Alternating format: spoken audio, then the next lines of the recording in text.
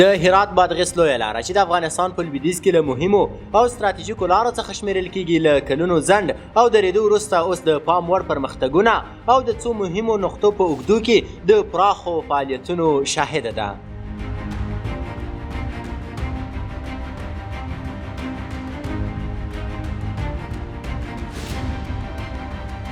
دایمي امنیت او متمرکز مدیریت لامل شوی چې تخنیکی او اجرایوي ډلې وکولای شي پرته له ځنډه په بیلابیلو برخو کې د لارې پر جوړولو بوختې پاتې شي، برعکس د تیر وخت چې پراخ فساد او پرله پسې ناامنۍ د پروژو د عملي کېدلو خنډ ګرځېدلی و، اوس د خوندي او حمایوي فضا په رامنځته کېدو سره وسایل او لومړني مواد په منظم ډول او له لوړ کیفیت سره د پروژې سیمې ته انتقالیږي. دا مهال په څو برخو کې د سبزک بند په محور کارونه جریان لري.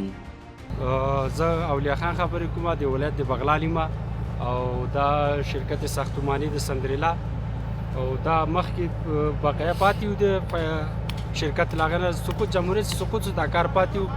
اوس بیا فایدامي امر ورکړی چې دغه بند سوزک کم بقایه کار سي پاتې ده، بس دا شروع کی انشاءالله ډیر زر بس پارټ سي او کار په مکمل خلاص تکمیله بس ارملک نه تر دغه لامانه پورې 50 کیلومتره ده چې بقایا 4 کیلومتره ده او 3.5 کیلومتره پاتې انشاءالله ډیر زر به خلاص.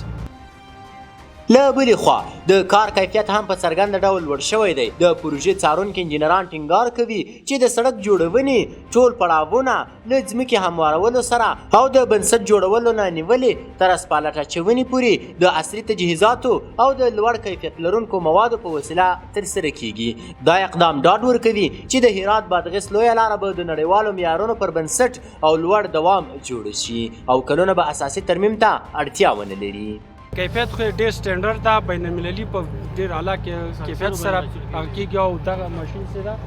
چې موږ سنسري لګولي هغه لګولي ډیر اعلی کیفیت لري او کار خو صورت جریان لري. نو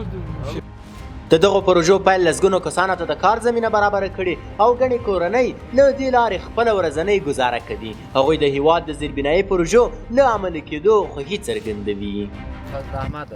ما اینجا مثلا کار با سرک میکنیم، باز امروز که اینجا مشکل به پایین که موتورها خاطری ما هم با هم نخوره اینجا رو بسته کردیم که موتورها از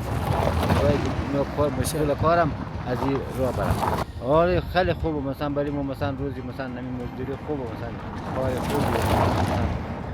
ما کار میکنیم. کارپوهان باور لري چې د دې لویې لارې د وضعیت ښه کېدل کولی شي د سیمې په اقتصادي او ټولنیز پرمختګ کې مهم رول ولوبوي، ځکه چې د ښارونو او کلیو ترمنځ اړیکې اسانه کوي او د توکو تجارت او لیږد رالېږد ته چټکتیا ورکوي.